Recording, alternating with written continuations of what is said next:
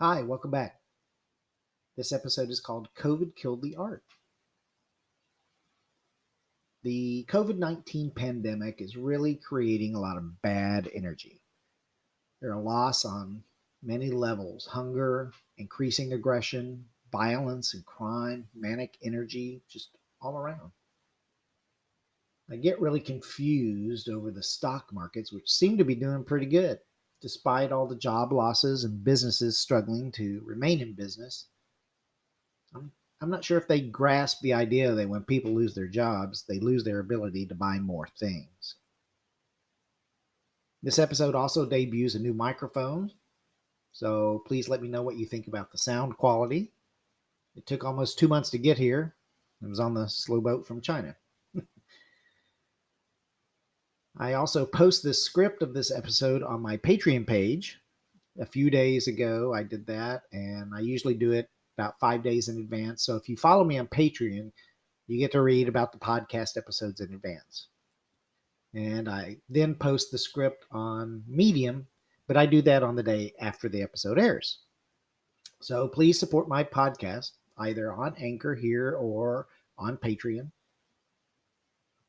Anything would help and be appreciated.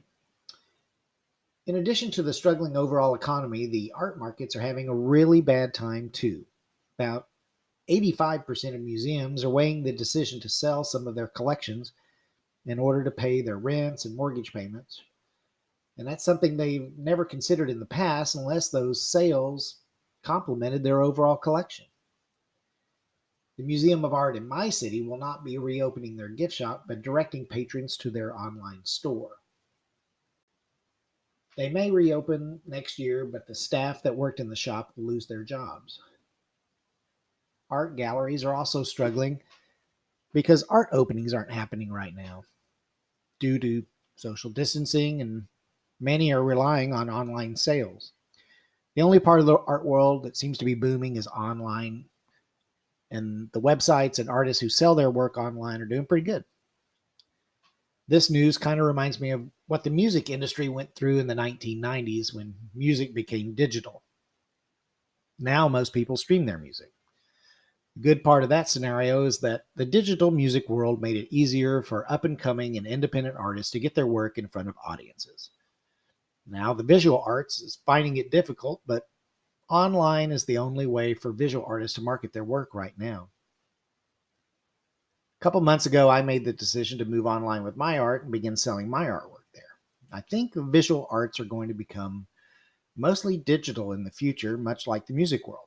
So naturally, there will still be art openings and exhibitions, just like there are still concerts and operas, but the digital trend is on the visual arts now. Everything changes.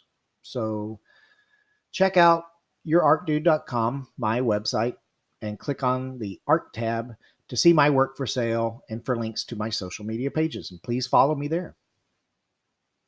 The public will enjoy using digital art for wallpapers on their screens, and I think the walls of galleries and museums of the future will be lined with monitors which display digital images created by future artists.